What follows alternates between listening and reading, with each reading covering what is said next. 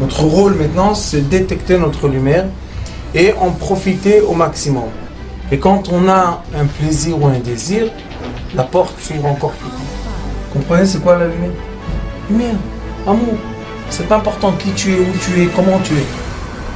Dieu t'aime. Le tikkun shovavim, c'est un tikkun qu'on fait 2 fois par an. C'est le tikkun du brit.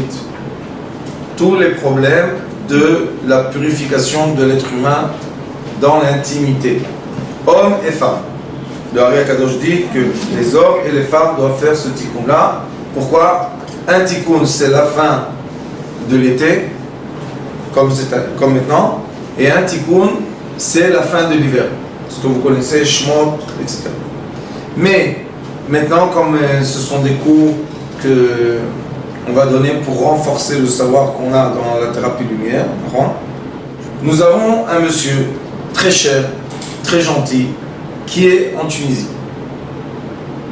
Écoutez bien. Ce monsieur ne connaissait pas les midotes qu'il faut.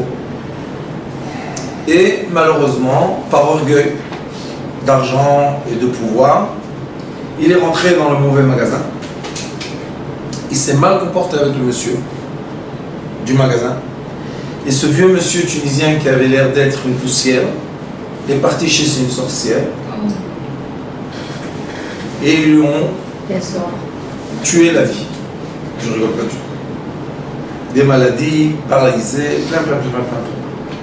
Donc ce cours-là, Bémet, je donne à sa guérison de ce cher monsieur. Je ne pense pas qu'il veut que je dise son nom, mais quand même, je donne ce cours à sa guérison. Et les problèmes qu'il a, ce sont des problèmes qu'on connaît beaucoup dans la thérapie lumière. Et je vais expliquer ce qui s'est passé avec lui, ce qu'on peut faire avec ça, ce que je ne vous propose pas de faire, parce qu'il y a des choses que je ne vous propose pas de faire, c'est toucher les énergies. Mais quand même, il faut savoir qu'il y a des problèmes qu'on va rencontrer dans la vie. J'espère pas pour vous, mais comme Morichaim était en vie, il m'a fait vivre tous ces problèmes-là de sorcellerie, d'âmes qui rentrent, d'âmes qui sortent, des choses affreuses dans le rêve, dans le cimetière, où ce que vous voulez.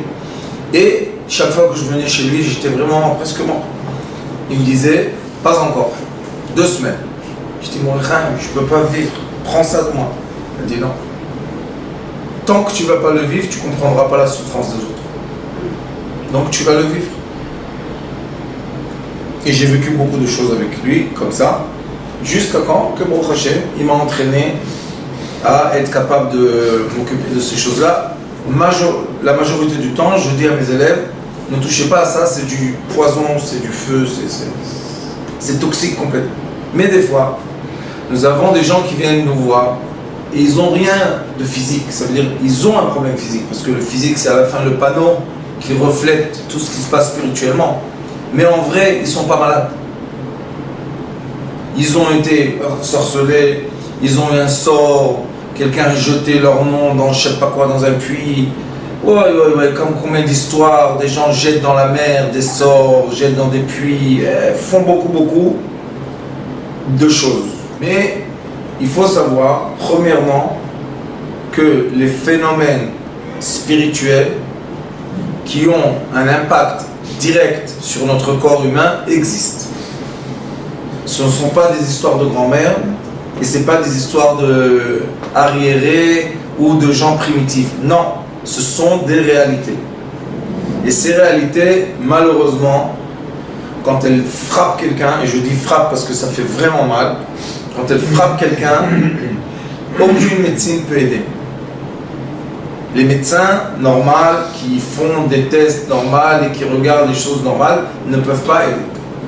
Et malheureusement, beaucoup de gens autour de nous ne savent pas pourquoi, mais ils sont dans des dépressions très fortes.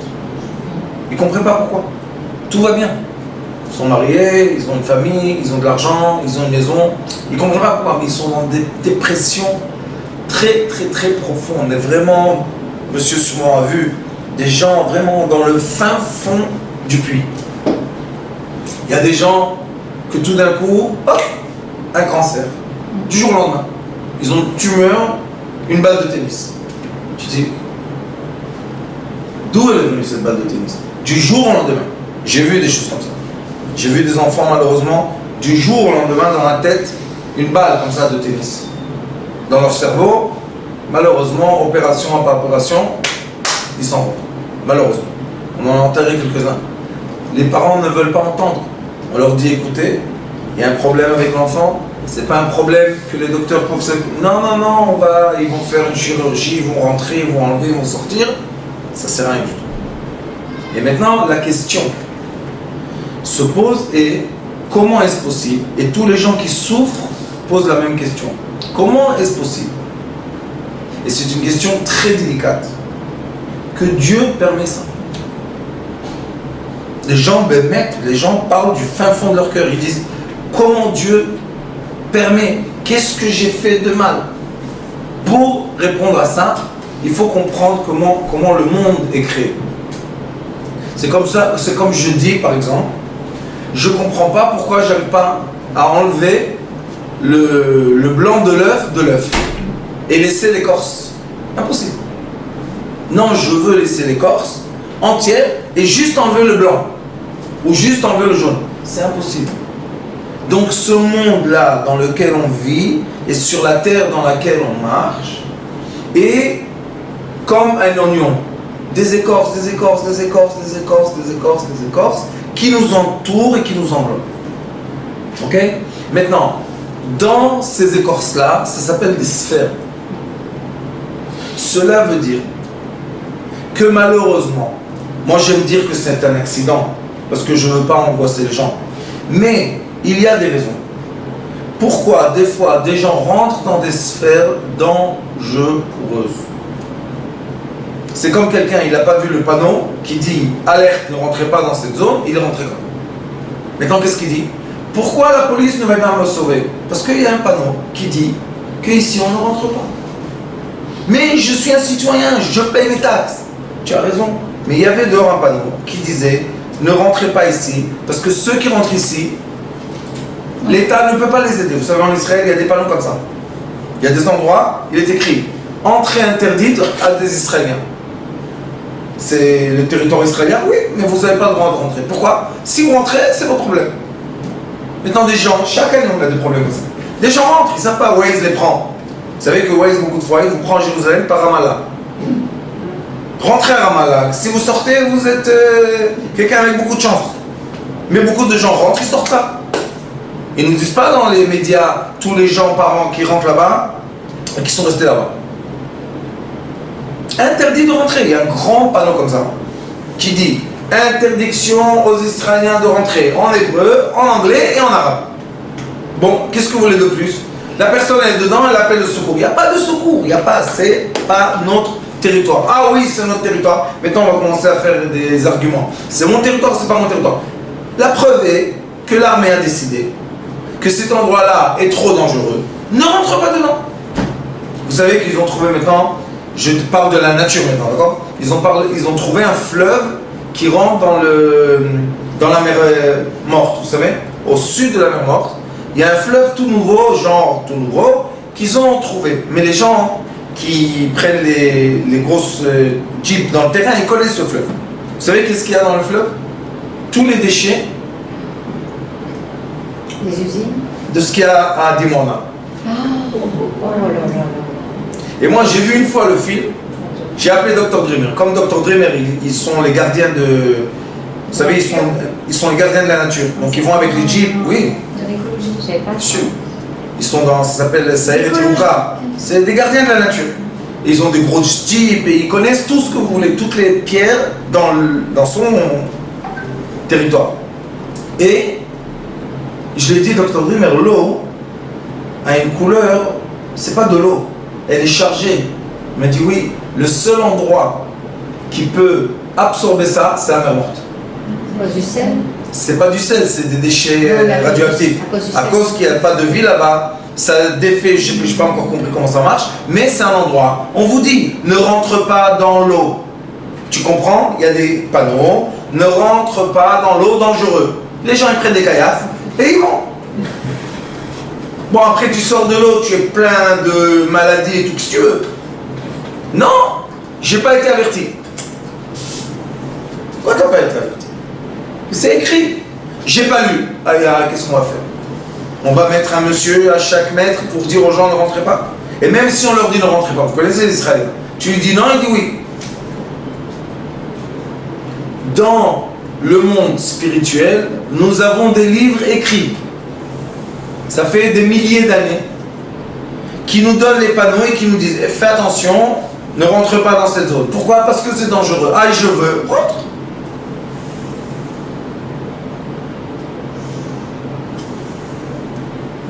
Les sages nous disent donne du respect à chaque être humain que tu vois dans ta vie. Juif ou non, respecte-le. Pourquoi ils disent ça? Quoi, les sages, ils sont devenus fous? Parce qu'ils savent qu'il y a chez les juifs et chez les non-juifs des gens que leur on va dire protocole de communication est la sorcellerie. C'est pas qu'ils font exprès. Comme ça marche chez eux. Comme nous, quand on veut envoyer un message, on envoie un WhatsApp. Quelqu'un qui n'a jamais vu un ordinateur de sa vie, il n'a jamais vu un téléphone.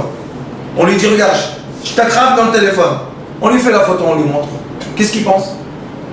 Qu'il est dans le téléphone, le pauvre. Maintenant on va dire ah, quel idiot. Il est idiot? Non. Il ne sait pas que c'est une photo. Et beaucoup de nous, malheureusement, on ne respecte pas les lois qui sont écrites. C'est pas qu'ils ne sont pas écrites. Vous allez voir, on va faire maintenant comme un séminaire comme ça pour tous les élèves de toutes les classes. Et vous allez voir, pendant les vacances, je vais vous montrer comment c'est décrit dans les livres, mais mot à mot. De quoi il faut faire attention. Comment on sort de ces sphères. Est-ce que c'est possible de sortir de ça? Ou bien est-ce que je suis coincé à vie et je dois mourir comme ça? Non. Et qui nous enseigne tout ça? Moshe Rabbeinu.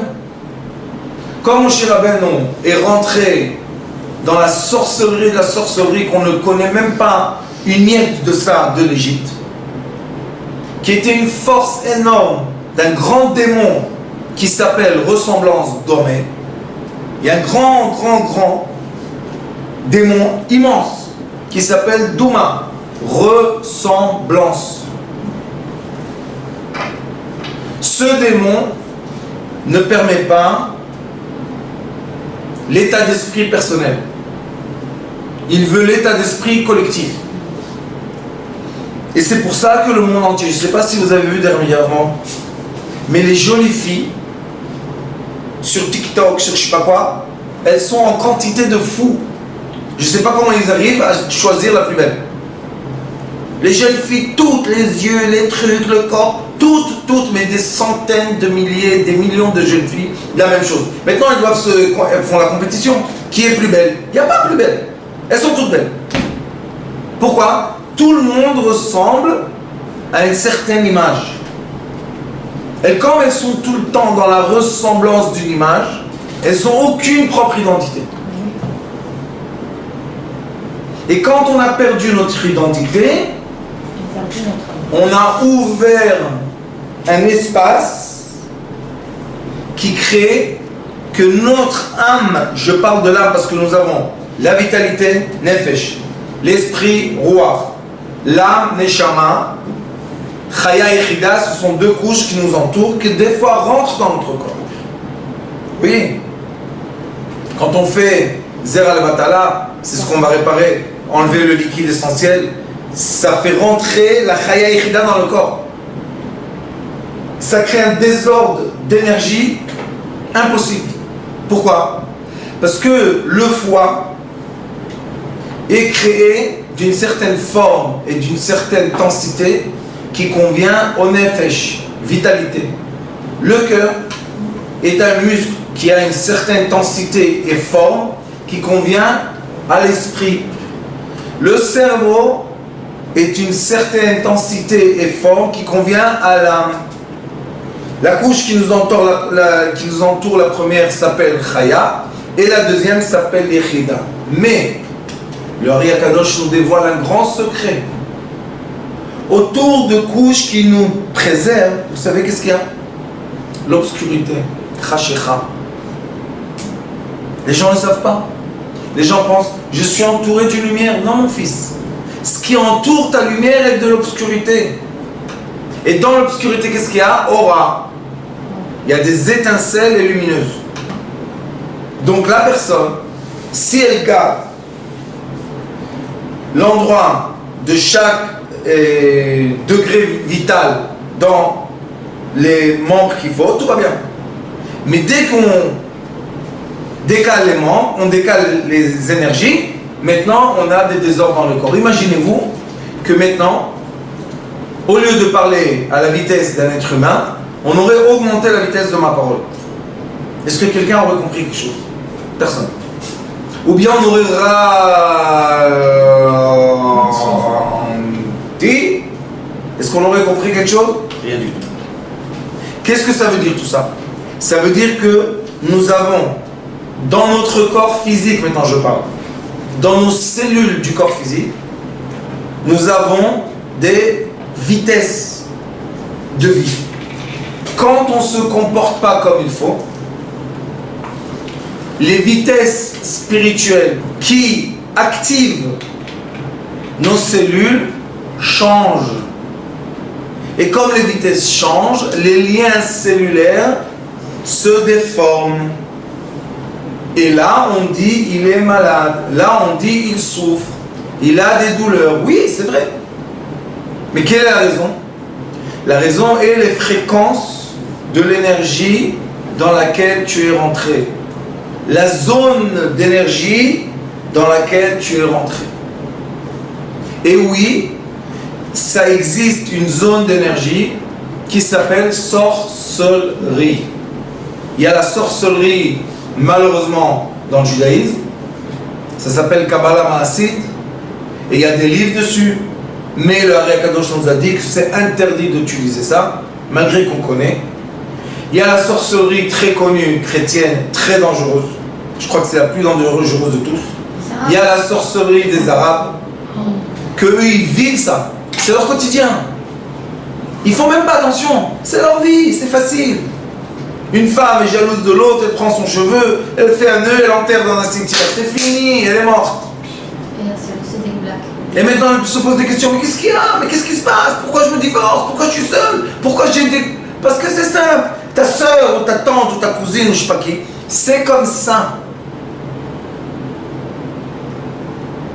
Et ces personnes-là souffrent. Vraiment souffrent. Et c'est pas des blagues. Et dans ceux qui négligent tout ça, c'est l'ignorance. Parce que les films Hollywood ne parlent pas de ça. Mais par exemple, la sorcellerie africaine, tout le monde connaît, voodoo. Écoutez-moi bien. J'ai beaucoup d'effets des sorcelleries dans ma vie. Beaucoup, beaucoup. Il y a des sortes de sorcelleries que quand tu rentres la défaire, ils te font du mal. Vrai.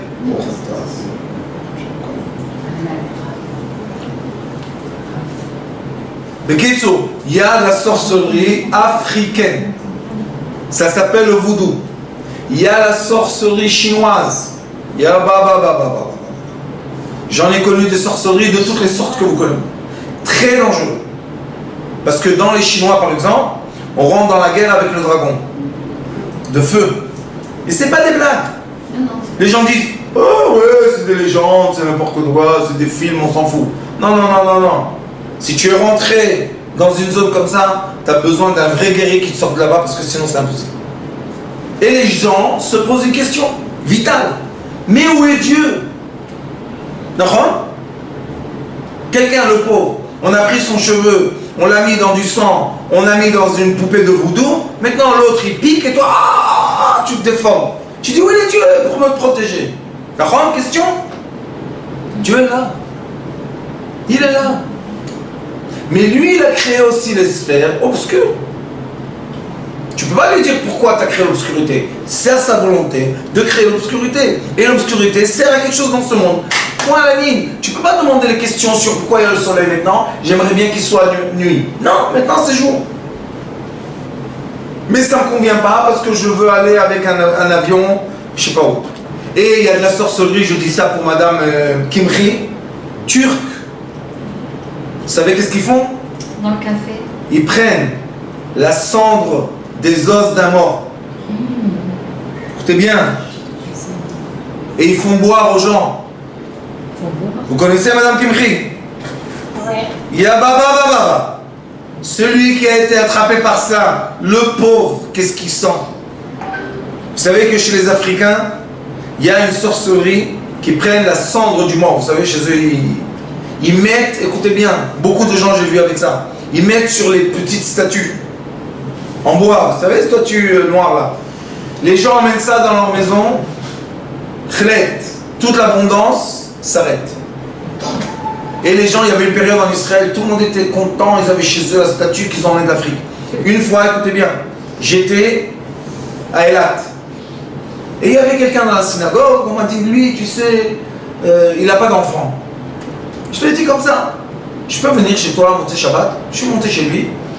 Là, pour sa femme, t'es un jeune couple, qu'est-ce qu'il y a de mal? Je monte chez lui, je vois deux comme ça. Je lui dis, dis-moi, lui, il était dans la sécurité. Je lui dis, toi, t'es un guibor? Il m'a dit, oui. Je lui dis, ces deux-là, c'est à cause d'eux que tu n'as pas d'enfant. Il m'a dit, mais c'est n'importe quoi. J'étais en Afrique en mission, j'ai acheté, c'est beau, c'est bien. Je lui ai dit, tu veux que je te prouve? Il m'a dit, oui. Je dis, prends-les, on descend en bas. Écoutez bien, on est descendu en bas. On les a mis, vous savez, sur le trottoir et la route. Je lui ai dit, t'es fort, c'est du bois. Eh bien, casse-le. Il a sauté dessus. Qu'est-ce qu'il n'a pas fait? Rien. Rien.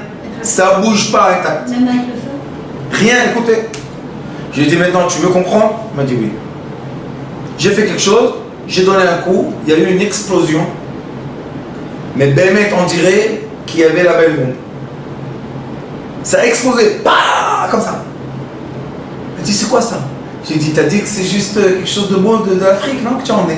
J'ai dit, ça, c'est le reste d'un mort que tu as chez toi à la maison. Et c'est lui qui prend l'abondance. Il m'a dit, j'aurais jamais acheté. Je lui ai dit, t'es ignorant. Et pourquoi le monde a mal au cœur, ceux qui savent? Parce que c'est tout écrit. Il y a Maseret Avodah Zara, vous savez c'est quoi? Il y a une partie du Talmud qui s'appelle Avodah Zara. Toutes les sorceries que vous voulez, écrit. Comment, où, avec qui, tout. J'avais une autre dame, elle était très très riche, elle habitait à Salium. Top. Elle était riche, la pauvre, elle n'arrivait pas à se marier. Je lui ai dit, je viens chez toi. On est venu. Il y avait dans la maison, elle était très riche. Elle a acheté des petites statues chinoises. Vous savez, les très très chères, les grises là. J'ai dit, écoute, celui-là, il fait l'amour avec toi. Il me dit quoi? J'ai dit, celui-là, toutes les nuits, il fait l'amour avec toi. Il me dit, arrête, Raph, tu me casses la tête. J'ai dit, il n'y a pas de problème. Tu veux voir que j'ai raison? Il m'a dit oui. J'ai dit, essaie de le casser. Il m'a dit, on ne peut pas le casser. J'ai dit, comment? C'est de la pierre. C'est de la pierre. J'ai dit, bon, je la casse. Il m'a dit, t'es fou. 100 000 shekels. Statue, une vraie, hein, de la Chine. Vous savez, c'est quoi cette statue? Je vais vous dire quelque chose, vous allez dire que je suis un fou, mais je m'en fous. Non, mais c'est vrai. Écoutez bien, vous savez que dans la maison de l'empereur chinois à Pékin, il y a un sous-sol. Et dans le sous-sol, il y a une armée. Vous avez vu ça? Vous avez jamais vu ça? L'armée de l'empereur, vous avez jamais vu? Oui, Des statues, plein de soldats avec des armes, tout. Vous savez que ça, ce ne sont pas des statues sculptées à la main. Ce sont des gens qui ont été figés. Et un jour, dans leur histoire, il est écrit qu'un jour, il y aura une grande guerre. Et c'est eux qui vont se ressusciter pour garder l'empereur. Vous pensez que c'est des blagues? C'est pas du tout des blagues. Et celui qui a regardé ça dans ses yeux, il sait très très bien qu'on ne sculpte pas des choses comme ça. Ça ne sculpte pas, c'est énorme. Et ça vit en plus. Si tu rentres dedans, tu ressens les vibrations encore de la peu de vitalité qui existe. Donc les petits Chinois vivent. Et qu'est-ce qu'ils veulent? Vivre. Et nous avons maintenant un monde entier. Quand je vous dis d'un monde entier, un monde entier qui s'appelle vitalité du solide. de la vie dans de la pierre et du bois. De la vie. Maintenant, vous avez beaucoup de formes de gens qui utilisent ça. Par exemple, les Africains, ils mettent la cendre du mort dessus. Les Chinois, ils prennent la cendre du mort, ils utilisent dans les pots avec les choses, ils font des trucs. Ou bien ils sculptent la tête du mort et ils lui donnent sa vie. Beaucoup, les Africains, les Turcs, le monde entier de ça. Et maintenant les gens, ils ne comprennent pas. Je vais dans une galerie d'art, je vois une très belle sculpture. Je me dis, waouh, c'est bien. Le monsieur qui me la vend, il me raconte une histoire à dormir debout. De ça vient d'il y a 10 000 ans, de je ne sais pas où, on l'a trouvé au Tibet, je sais pas quoi. Et il prend, il sait même pas, il prend dans sa maison une vie. Quand je vous dis une vie qui mange, qui boit, qui respire, qui parle, qui pense. Et maintenant, il y a une nouvelle onde qui est devenue la dominatrice qui domine la maison. Domine les enfants, domine la femme, domine le monsieur. Et les gens ne comprennent pas pourquoi tout d'un coup leur vie est partie en cacahuète. La dernière chose qu'ils peuvent penser, c'est qu'ils ont acheté la statue qui vit. Ce ne sont pas de films de Hitchcock et ni Hollywood. Sauf que les gens qu'on appelle primitifs, vous savez, font très attention à ces choses-là. Très attention. Les gens super cultivés comme nous, que nous sommes les ignorants de la terre, on est des ignorants. Et comme on est ignorant, on se fait massacrer malheureusement. J'ai eu, il y a quelques années, je vous ai fait part de ça, une vision très forte, bien avant Corona, bien avant tout ça.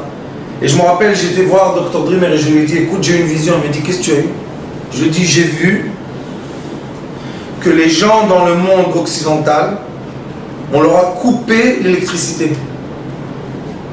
Et ils ne savent même pas manger parce qu'il n'y a pas de la nourriture dans leur rue. Il n'y a pas de nourriture. Ils ne savent pas descendre les escaliers parce qu'ils ont l'habitude de prendre l'ascenseur.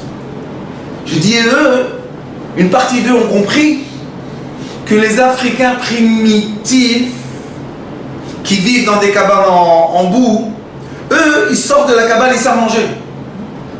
Ils savent vivre. Et bien, ils sont partis aller les voir et leur dire, enseignez-nous comment on mange, comment on vit. Vous savez qu'est-ce qu'ils leur ont dit, les Africains? Ils leur ont dit, ce que vous vivez, on l'a déjà vécu. Nous sommes ceux qui sont restés après ça. Et c'est pas faux. Et il y en a des gens comme les Africains, sur toute la planète. Il y a des gens qui vivent dans des grottes, dans des montagnes, dans des trucs. Tu dis, qu'est-ce qu'ils font ici, ça? Ils te disent, nos ancêtres étaient très intelligents, mais ils sont devenus très ignorants à la fois. Nous, on était les simples, et on est restés en vie. Et quand une personne, à ta chère question, mon cher ami, de la Tunisie, en direct avec nous, quand une personne rentre dans ce champ électromagnétique, elle se déforme le visage. Et pourquoi? Je ne peux pas dire des choses sans vous prouver.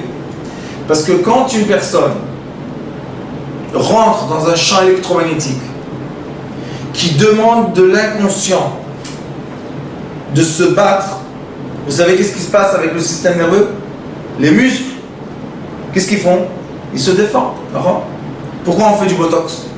On détend les muscles. C'est quoi la méditation? Regardez tous les gens au Tibet, en Chine qui font les méditations. Pourquoi ils ont la police? Pourquoi ils n'ont pas des cernes comme ça? Parce qu'ils méditent toute la journée. Qu'est-ce qu'ils font? Ils détendent le système nerveux. Mais quand tu rentres dans un champ électromagnétique, que le système nerveux, notre système nerveux, est sensible à quelque chose que je ne suis pas conscient, qu'est-ce que je fais? Je me déforme. Je me déforme. Il y avait une jeune dame qui est venue me voir la semaine dernière à Ranana.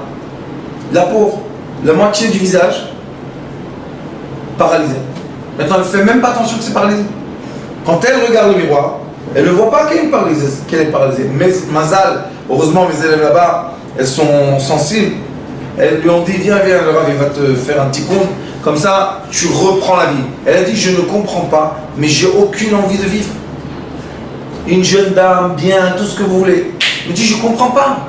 J'ai perdu l'envie de vivre. Et elle fait du sport. C'est une professeure du sport. Je lui dis, qu'est-ce que tu fais?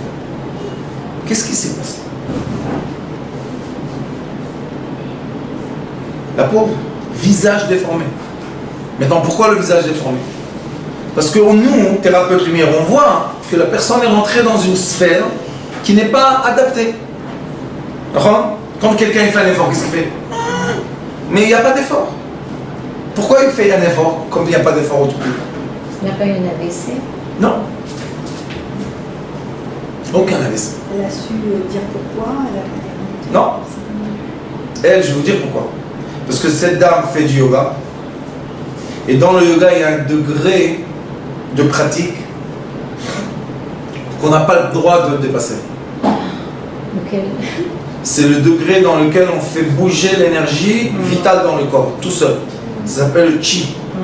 On fait la souplesse très très bien. Moi aussi, tous les matins, je fais de la souplesse. Souplesse, c'est très très bien pour le cerveau. Au contraire, le cerveau, il aime la souplesse du corps. Mais si, chas v'chalila, on rentre dans l'auto-vitalité du chi, ça y est, on appartient au dragon.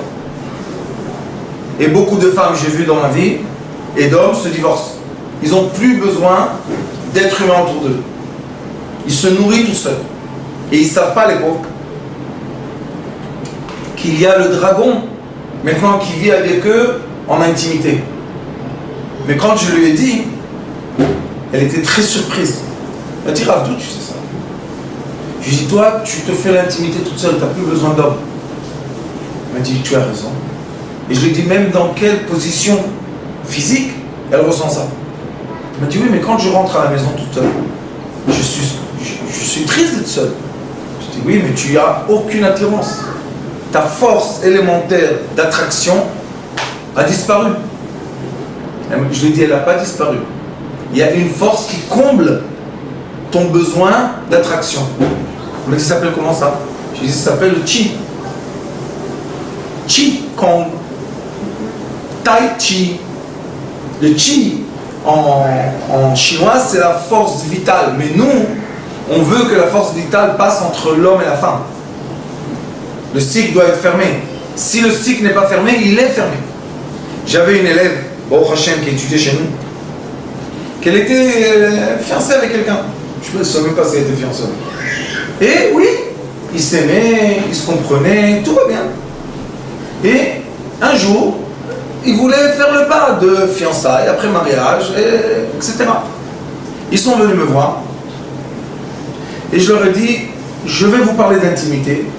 Et si j'ai dit des choses mal placées, je m'excuse d'avance. Ils ont dit non, allez-y, parce que ça nous dérange. Ils étaient très amoureux, mais il y avait une barrière. J'ai dit au monsieur, je ne voulais pas parler à la fille parce que le problème était chez elle.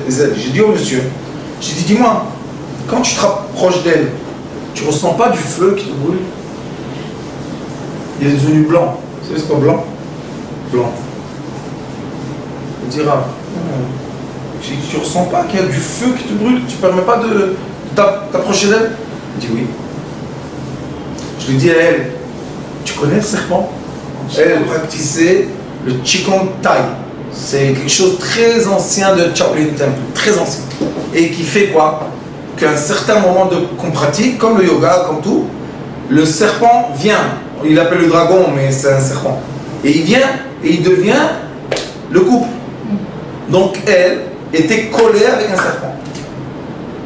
Je lui dis, écoutez, moi, c'est la première fois de ma vie que je fais ça, mais je suis prêt à me battre avec le serpent. On dit, top, qu'est-ce qu'on fait? Je leur ai dit, Béhémet, un vrai. Tu te rappelles? Un vrai. J'ai fait ce que, Baruch Hashem, il est parti. Il est parti, je leur ai dit, vous vous mariez tout de suite. Vite, ils ont fait une choupa, Baruch Hashem sont mariés. Mais vous croyez que lui, il est parti dormir? Le serpent, il a l'identité. Chaque fois qu'elle voulait avoir un enfant, qu'est-ce que je faisais? J'ai acheté. Je leur disais l'enfant à moi, vous acceptez? Oui. Tac, elle prend l'enfant. Elle a, je crois, déjà 3 garçons. Chaque fois, je lui dis l'enfant m'appartient. À moi, hein, il ne peut pas jouer avec moi. Avec vous, oui. Maintenant, on se dit, Rav, tu peux écrire des scénarios, toi, pour Hollywood, c'est super science-fiction. Mais, comme j'ai fait ce que j'ai fait, son maître à elle, une vieille chinoise, 83 ans. Écoutez bien. Elle est descendante de Shaolin. C'est une fille de fille. Je ne me rappelle plus combien de générations de Shaolin. Elle est venue un jour me voir en France. Je lui ai dit, quel honneur. Une maître si forte venir me voir. Elle est venue, son fils et un élève. Elle me dit, Rav. Et maintenant, vous savez, quand on parle, on sait de quoi on parle. Elle m'a dit, mais c'est une élève perdue. J'ai dit oui, dans la forêt des serpents. Elle m'a dit non, plutôt le dragon. J'ai dit oui, le grand dragon blanc. Elle est restée tête là, 83 ans. Elle m'a dit, mais comment vous avez fait ça? J'ai dit, je vais vous montrer sur votre fils. Elle dit quoi? J'ai dit, votre fils, il est fort? Elle m'a dit oui. Il est aussi ceinture, pas quoi. J'ai dit, viens. T'es fort? Oui. Il tient sa main comme ça. J'ai pensé, sa main est tombée, pouf. Elle me regarde. Elle lui dit en chinois quelque chose. Elle lui dit, j'ai dit, allez-y madame, vous pouvez dire tout ce que vous voulez. On ne peut pas avec la Kedusha. Je me suis marié avec un juif, mes enfants sont d'un juif. Je lui dis alors. Elle m'a dit non, on nous a dit, écoutez bien, dans le bouddhisme, que si une femme se marie avec un juif, le bébé est plus fort. Je lui dis non, vous n'avez pas compris. Si un bouddhiste se marie avec une juive, oui, mais pas l'inverse. Bekitsu, le pauvre, je le fais presque tomber par terre, il est grand, fort. Elle m'a dit, mais c'est quoi ça? Je lui ai dit, vous voulez exercer sur vous? Elle m'a dit, non, je vais acheter vos livres, je vais étudier votre science, l'histoire. Mais elle savait très bien que son élève n'était plus, quoi? Son esclave. Les gens ne comprennent pas que les vrais masters, ils savent ce qui se passe. La nuit, quand ils dorment, ils ne vont pas dormir comme les gens normaux et ils pensent à des bêtises. Quand ils dorment, ils sortent du corps et ils vont dans leur espace-temps. Comme les sorciers. Il est écrit que les sorciers, la nuit, travaillent plus que quand ils sont réveillés. Tu dis quoi? Mais c'est de la folie, c'est pas possible. Oui, dans l'espace-temps qui n'est plus dans le corps, il n'y a plus d'espace, il n'y a plus de temps. C'est pour ça qu'ils peuvent aller dans le monde entier, faire ce qu'ils veulent. Et vous savez qui faisait beaucoup de la guerre avec ça? C'est écrit des histoires, Baal Shem Tov. Cherchez sur YouTube et sur Google, il y a beaucoup d'histoires de Baal Shem Tov. Le Baal Shem Tov a fait beaucoup la guerre avec les sorciers chrétiens. Mais ils ensorcelaient des forêts entières. Avant, les gens voulaient passer d'un village à l'autre. Ils étaient obligés de dormir la nuit dans la forêt.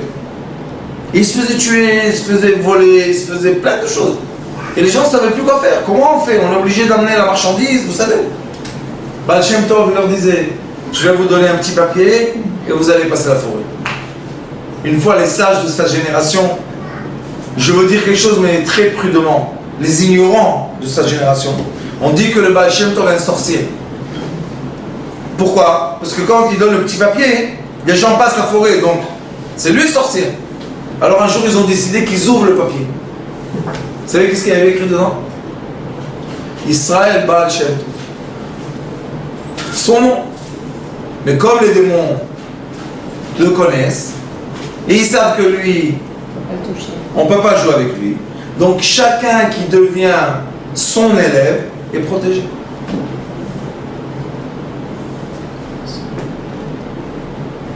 Donc, première question, est-ce que ça déforme le visage d'une personne? Oui.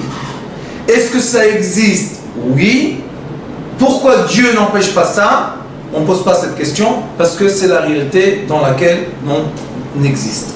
Ceux qui veulent dire que maintenant il n'y a pas de lumière ici, ils peuvent le dire.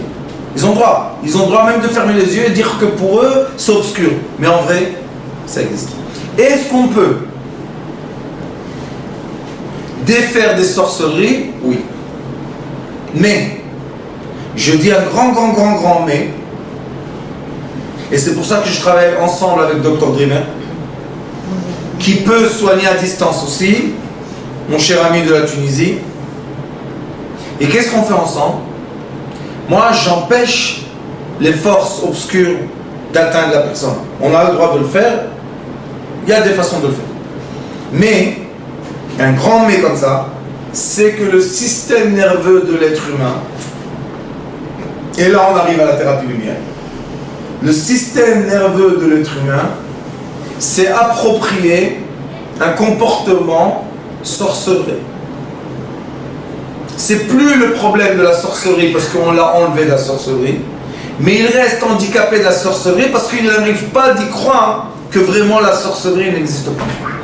Parce qu'il croit que la sorcellerie n'existe pas ou qu'il y a un espace vide qu'il faut combler. Parce qu'on doit prendre le système nerveux et l'adapter, le remettre à jour dans un espace-temps sans sorcellerie. Et encore une question qui m'a posée, mon cher ami, est-ce que l'âme est affectée par ça? Non. La sorcellerie ne peut pas toucher l'âme. Impossible de la vie. Elle peut toucher seulement la vitalité, le nefesh. Mais il faut savoir que le nefesh, quand une personne est décédée, après 120 ans, l'âme, elle est déjà éloignée du corps 30 jours avant. Elle s'en va 30 jours avant. Elle n'est pas avec le corps quand on est décédé. Pourquoi? Parce qu'elle ne peut pas toucher la mort. Elle est pure l'âme. Qu'est-ce qui décède? C'est la vitalité. Tout simplement, la lumière s'éteint tout doucement, tout doucement, tout doucement. Et dans la terre, rentre la vitalité, se décompose en lumière, gaz, liquide et solide. Et c'est tout. Est-ce que l'âme est punie? Jamais. Quelle est l'ignorance que les gens appellent le spirituel âme? C'est une ignorance. C'est comme si que je dis la terre. Est-ce qu'il y a maintenant des cascades d'eau dans la terre de 100 mètres de hauteur? Oui. Où ils sont? Pas ici. Ils existent, mais pas ici. Tu veux aller les voir, il n'y a pas de problème. Prends l'avion, prends le truc, je sais pas quoi, va là-bas, tu vas les voir. Mais ici, ils n'existent pas. Mais quand je suis à côté d'une cascade d'eau, et elle me tombe sur la tête, je peux sortir de l'eau ou pas? Si tu as Allez, va. Si tu as la conscience de comprendre que tu es sous une cascade d'eau, et c'est pas ta sphère définitive. C'est comme quelqu'un en sorcellerie. D'un coup, quelqu'un l'a jeté dans la cascade d'eau. Ben, sors de la cascade d'eau. J'arrive pas tout seul. Nahon. Mais physiquement, quelqu'un qui est sous emprise, il ressent quelque chose. Il ressent qu'il n'est plus maître de sa vie. Ni de ses actions, ni de ses paroles, ni de ses pensées, ni de ses sentiments, et ni de ses souvenirs. Il n'est plus le maître. Quand on enlève son cerveau, il redevient pareil, il le sent. Nahon, il ressent que quelque chose a changé, mais le système nerveux n'arrive pas à s'adapter parce qu'il s'est habitué à un autre comportement. D'accord? Et il y a une très grande question qui se pose. Pourquoi tout cela?